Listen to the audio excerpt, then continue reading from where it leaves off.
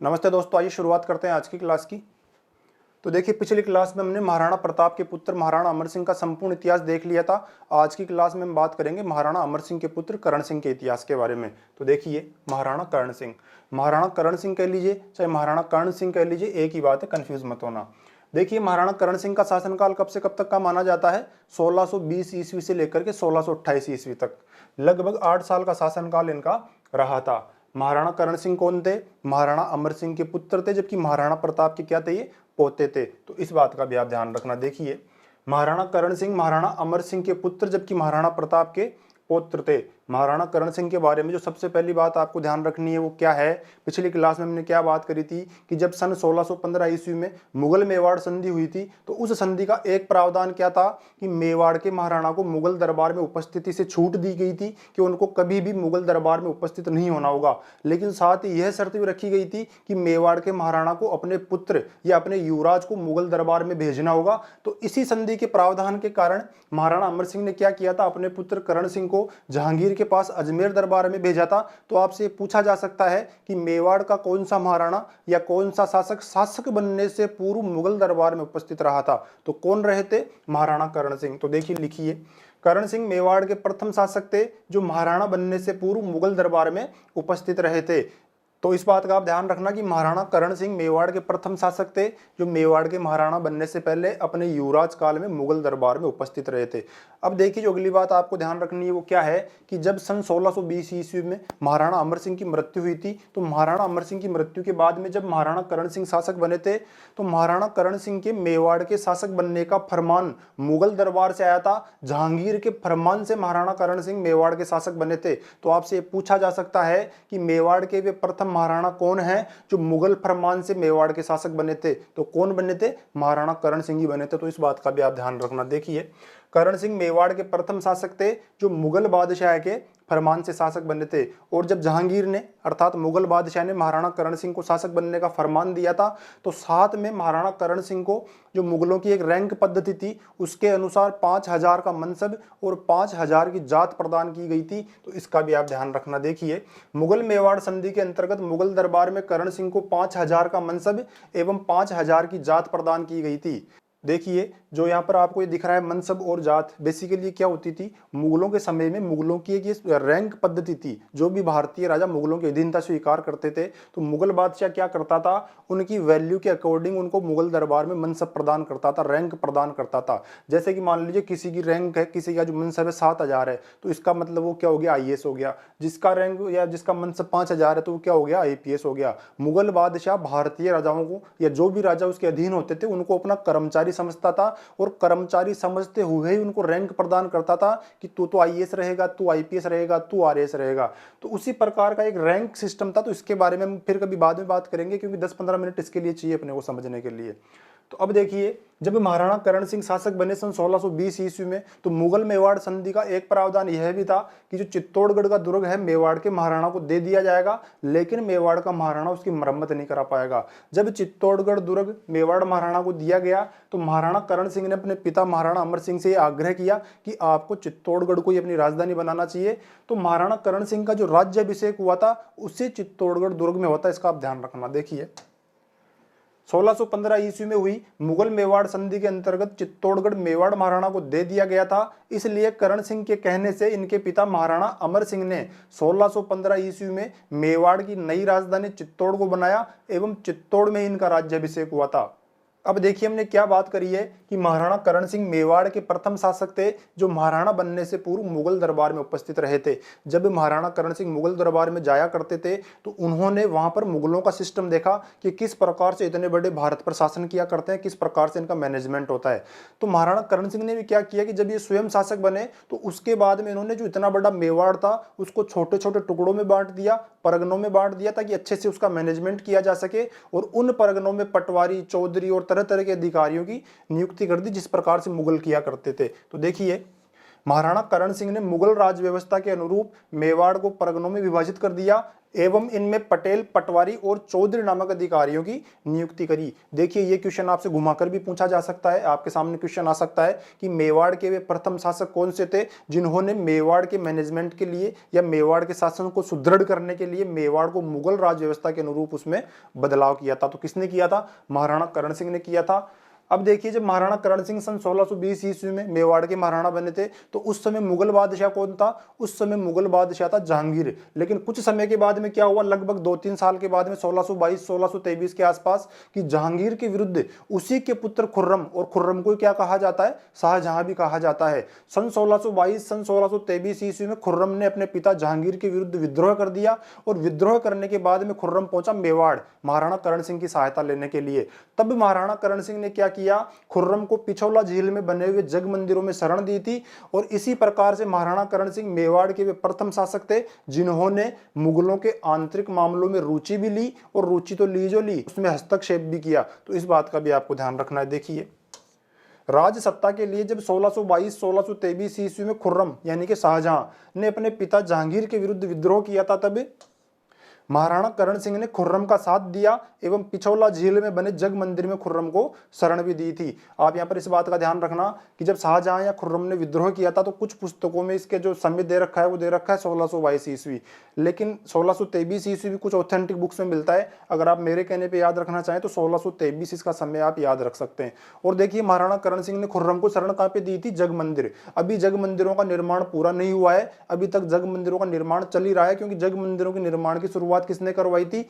इन्हीं महाराणा करण सिंह ने करवाई थी। और जग मंदिरों का जो निर्माण का कार्य पूर्ण होगा वो करण सिंह के पुत्र जगत सिंह प्रथम के शासनकाल में पूर्ण होगा। इसीलिए जगत सिंह प्रथम के नाम पर ही इन महलों का नाम क्या पड़ा? इन महलों का नाम जग मंदिर पड़ा था। तो इस बात का भी आगे हम बात करेंगे। तो देखिए इस प्रकार महाराणा करण सिंह मेवाड़ के प्रथम शासक थे जिन्होंने मुगलों के आंतरिक मामलों में रुचि ली एवं हस्तक्षेप किया।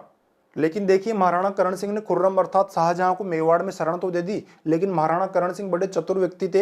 ये बहुत अच्छे से जानते थे कि अगर बहुत दिनों तक जग मंदिर में खुर्रम को शरण देके रखा गया तो हो सकता है कि मुगल बादशाह जहांगीर मेवाड़ पर आक्रमण कर दे। इसीलिए महाराणा करण सिंह ने जैसे तैसे करके खुर्रम अर्थात शाहजहां को मेवाड़ से विदा कर दिया। और जब महाराणा करण सिंह ने खुर्रम अर्थात शाहजहां को मेवाड़ से विदा किया था तो उस समय खुर्रम ने क्या किया था? अपने सर की पगड़ी उतार करके करण सिंह को पहनाई थी और महाराणा करण सिंह ने अपने सर की पगड़ी उतार करके खुर्रम को पहनाई थी। दोनों ने अपनी पगड़ियों की अदला बदली की थी और जो पगड़ी खुर्रम अर्थात शाहजहां ने महाराणा करण सिंह को पहनाई थी वो पगड़ी आज भी उदयपुर के विक्टोरिया हॉल संग्रहालय में, विक्टोरिया हॉल म्यूजियम में आज भी सुरक्षित पड़ी हुई है। तो उसका भी आपको ध्यान रखना है। देखिए जब महाराणा करण सिंह ने खुर्रम को मेवाड़ से विदा किया तो दोनों ने एक दूसरे की पगड़ियों की अदला बदली की थी एवं खुर्रम ने जो पगड़ी करण सिंह को दी थी वो पगड़ी वर्तमान में भी उदयपुर के विक्टोरिया हॉल संग्रहालय में या विक्टोरिया हॉल अजायब घर में आज भी सुरक्षित रखी हुई है। तो इसका भी आप ध्यान रखना। तो चलिए एक बार आप इसका स्क्रीनशॉट लीजिए, फिर हम आगे चलेंगे।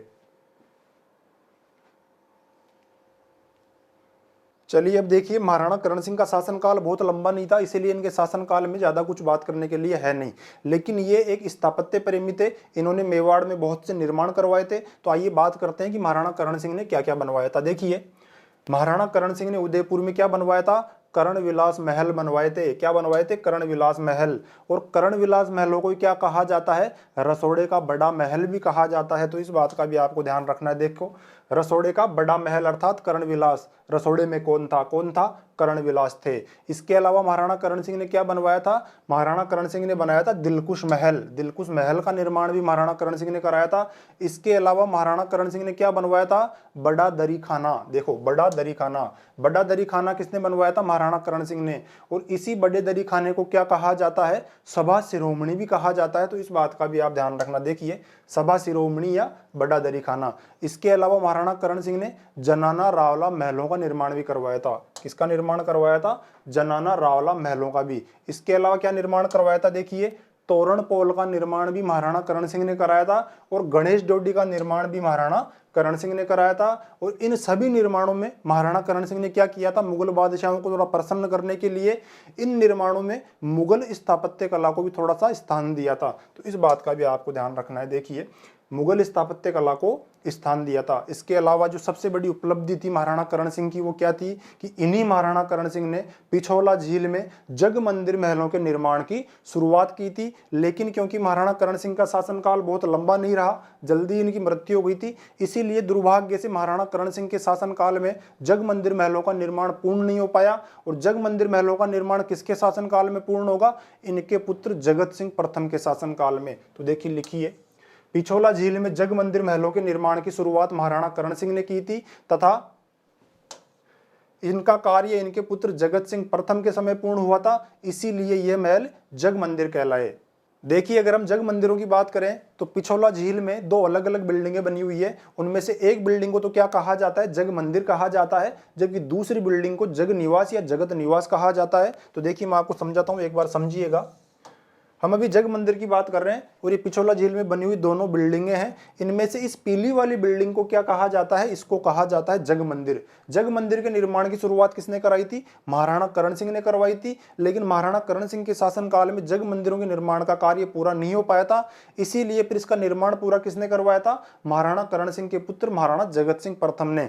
और महाराणा जगत सिंह प्रथम के नाम पर इसका नाम क्या रखा गया? जग मंदिर रखा गया। और हमने एक बात और करी है इस बिल्डिंग के बारे में कि जब खुर्रम ने अर्थात शाहजहां ने अपने पिता जहांगीर के विरुद्ध विद्रोह किया था और जब वो मेवाड़ आया था तो महाराणा करण सिंह ने उसको यहीं पे शरण दी थी, जग मंदिरों में शरण दी थी। लेकिन तब तक जग मंदिरों का निर्माण पूरा नहीं हुआ था, इसका काम चल रहा था। और देखो वर्तमान में इसको अंग्रेजी में क्या कहा जाता है? जग मंदिर को लेक गार्डन पैलेस कहा जाता है। तो इसका भी आप ध्यान रखिएगा। इधर जो आपको बिल्डिंग दिख रही है इसको किसने बनवाया था? महाराणा जगत सिंह द्वितीय ने। आगे चल करके मेवाड़ के एक महाराणा होंगे, उनका नाम होगा जगत सिंह द्वितीय। मेवाड़ के इतिहास में जगत सिंह नाम के दो राजा होंगे, एक जगत सिंह प्रथम और एक जगत सिंह द्वितीय। इस बिल्डिंग का निर्माण जगत सिंह द्वितीय ने करवाया था। और देखिए इसको क्या कहा जाता है? जग निवास या जगत निवास। और ये वर्तमान में एक होटल है, इसीलिए इसको अंग्रेजी में क्या कहा जाता है? Hotel lake palace. इस होटल के बारे में ये कहा जाता है 5 स्टार होटल है। न्यू ईयर के आसपास, नई साल के आसपास इसके एक कमरे का किराया 5 से 7 लाख रुपए होता है। तो आप कभी जाएं इस होटल में, देख के आना इसको। और यहाँ पर तो आप टिकट लेकर के इसको देख करके आ सकते हैं आराम से, आपको कोई मना नहीं करेगा। तो चलिए अब आप समझ गए होंगे, कंफ्यूज मत होना। और मैंने यहाँ पे लिखा भी है, एक बार आप इसका स्क्रीनशॉट ले लीजिए पहले, ताकि आप कंफ्यूज ना हो। देखिए, और देखिए वास्तव में ये जग मंदिर है, किसी भगवान का मंदिर नहीं है, बल्कि आप यूं मान सकते हैं कि मेवाड़ के महाराणाओं का एक आराम गाह था। जब कभी भी मेवाड़ के महाराणा आराम करना चाहते थे, प्रकृति के लुत्फ उठाना चाहते थे, तो वे नाव में बैठ करके यहाँ पर आ जाते थे और आराम से यहाँ पे बैठ करके थोड़ा प्रकृति का आनंद लिया करते थे। तो ये एक गार्डन है, बेसिकली एक उद्यान आप ये कह सकते हो इसको। चलिए अब देखिए, इसके अलावा महाराणा करण सिंह ने किसका निर्माण करवाया था मेवाड़ में? तो देखिए ऐसा कहा जाता है कि उदयपुर के शहर पना बनवाने का कार्य भी किसने शुरू करवाया था? महाराणा करण सिंह ने शुरू करवाया था। लेकिन महाराणा करण सिंह का शासनकाल बहुत लंबा नहीं था, इसीलिए उदयपुर की शहर पना का निर्माण का कार्य भी इनके शासनकाल में पूर्ण नहीं हो पाया था। तो देखिए लिखिए, महाराणा करण सिंह ने ही उदयपुर शहर पना बनवाने का कार्य भी शुरू करवाया था, परंतु शहर पना का कार्य भी इनके शासन काल में पूर्ण नहीं हुआ था। लेकिन आपसे यही पूछा जाएगा कि उदयपुर के शहर पना बनवाने का कार्य किसने शुरू करवाया था? तो किसने शुरू करवाया था? महाराणा करण सिंह ने शुरू करवाया था। तो चलिए पहले आप एक बार इसका स्क्रीनशॉट लीजिए, फिर हम आगे चलेंगे। चलिए अब देखिए, महाराणा करण सिंह की मृत्यु के बाद में मेवाड़ के अगले शासक कौन बने? महाराणा करण सिंह के पुत्र महाराणा जगत सिंह प्रथम, ना कि द्वितीय, महाराणा जगत सिंह प्रथम। महाराणा जगत सिंह प्रथम का शासनकाल कब से कब तक का माना जाता है? 1628 से लेकर के 1652 ईस्वी तक। महाराणा जगत सिंह प्रथम के शासनकाल से संबंधित इनके इतिहास में जो आपको पहली बात ध्यान रखनी है वो क्या है कि महाराणा जगत सिंह प्रथम के शासनकाल में ही देवल या प्रतापगढ़ की जागीर मुगल बादशाह शाहजहां के द्वारा मेवाड़ से स्वतंत्र करवा दी गई थी। तो इस बात का आपको ध्यान रखना है। देखिए, महाराणा जगत सिंह प्रथम के समय में देवलिया प्रतापगढ़ की जागीर मुगल बादशाह शाहजहां के द्वारा मेवाड़ से स्वतंत्र करा दी गई थी। क्योंकि ऐसा क्या हुआ था कि मुगल बादशाह शाहजहां ने देवलिया प्रतापगढ़ की जागीर मेवाड़ से अलग कर दी। तो देखिए इस समय तक अर्थात महाराणा जगत सिंह प्रथम के समय तक जो देवलिया प्रतापगढ़ के जागीरदार थे, ठाकुर थे, वो कौन थे? जसवंत सिंह। जसवंत सिंह क्या चाहते थे कि देवलिया प्रतापगढ़ को मेवाड़ से स्वतंत्र करवाना चाहते थे, स्वतंत्र शासक वहां के बनना चाहते थे। इसीलिए जसवंत सिंह जो कि देवलिया प्रतापगढ़ के जागीरदार थे, मेवाड़ विरोधी कार्य कर रहे थे, मेवाड़ के महाराणा की आज्ञाओं का उल्लंघन कर रहे थे और मेवाड़ से अलग होने के लिए तरह तरह के षड्यंत्र वे रच रहे थे। जब महाराणा जगत सिंह प्रथम को इस बात का पता चला तो महाराणा जगत सिंह ने जसवंत सिंह को अपने पास में बुलाया और साथ में उनके बड़े पुत्र महासिंह को भी बुलाया और महासिंह एवं जसवंत सिंह को बुला करके धोखे से उनकी हत्या कर दी थी। तो देखिए लिखिए, देवलिया ठिकाने के ठाकुर जसवंत सिंह प्रतापगढ़ को मेवाड़ से स्वतंत्र करवाने के लिए मेवाड़ विरोधी कार्य कर रहे थे, इसलिए महाराणा जगत सिंह प्रथम ने प्रतापगढ़ पर अपना प्रभाव जमाए रखने के लिए प्रतापगढ़ के ठाकुर जसवंत सिंह और उनके बड़े पुत्र महासिंह की हत्या करवा दी थी। जब महाराणा जगत सिंह प्रथम ने जसवंत सिंह और उनके पुत्र महासिंह की हत्या करवाई तो जसवंत सिंह का एक दूसरा छोटा पुत्र और था, उसका नाम था हरि सिंह। हरि सिंह ने इस घटना की सूचना दी मुगल बादशाह शाहजहां को। जब शाहजहां को इस घटना का पता चला तो शाहजहां ने क्रोध में आकर के देवलिया प्रतापगढ़ की रियासत को मेवाड़ से पृथक कर दिया, मेवाड़ से अलग कर दिया। तो देखिए लिखिए, इस घटना की जानकारी जसवंत सिंह के दूसरे पुत्र हरि सिंह ने मुगल सम्राट शाहजहां को दी, इसीलिए शाहजहां ने क्रुद्ध होकर प्रतापगढ़ को मेवाड़ से स्वतंत्र घोषित कर दिया। इस प्रकार का एक प्रश्न पहले पूछा गया है कि जो प्रतापगढ़ देवलिया की रियासत थी मेवाड़ के किस महाराणा के समय में मेवाड़ से पृथक हुई थी, तो किसके समय में पृथक हुई थी? महाराणा जगत सिंह प्रथम के समय में। और किसने पृथक की थी? मुगल बादशाह कौन था? शाहजहां था। और किस किस की हत्या की थी महाराणा जगत सिंह प्रथम ने? जसवंत सिंह की और उनके बड़े पुत्र महासिंह की हत्या की थी। और इसकी जानकारी किसने दी थी? जसवंत सिंह के दूसरे पुत्र हरि सिंह ने शाहजहां को दी थी। तो ये सब क्वेश्चन यहाँ से बनते हैं। तो चलिए एक बार आप इसका स्क्रीनशॉट लीजिए, फिर हम आगे चलेंगे।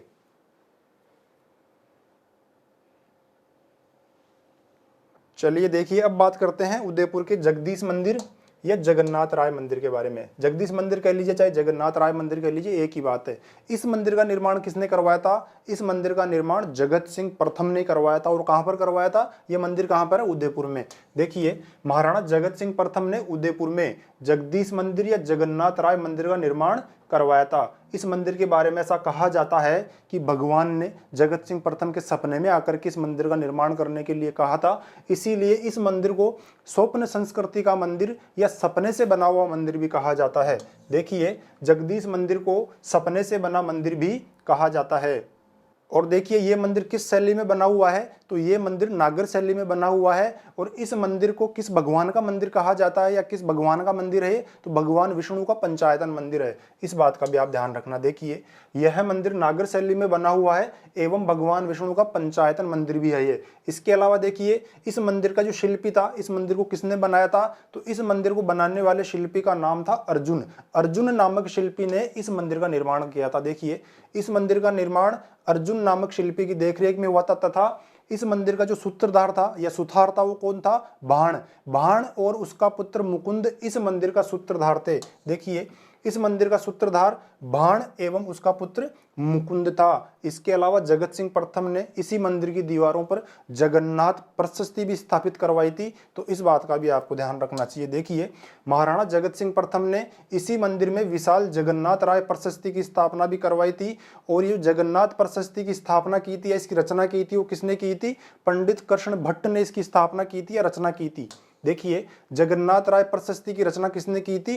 कृष्ण भट्ट ने की थी। और इससे प्रसन्न होकर के, कृष्ण भट्ट से प्रसन्न होकर के महाराणा जगत सिंह ने क्या किया था? महाराणा जगत सिंह ने कृष्ण भट्ट को, भैंसड़ा नाम का गांव आता है एक मेवाड़ में, वो भैंसड़ा गांव किसको दे दिया था?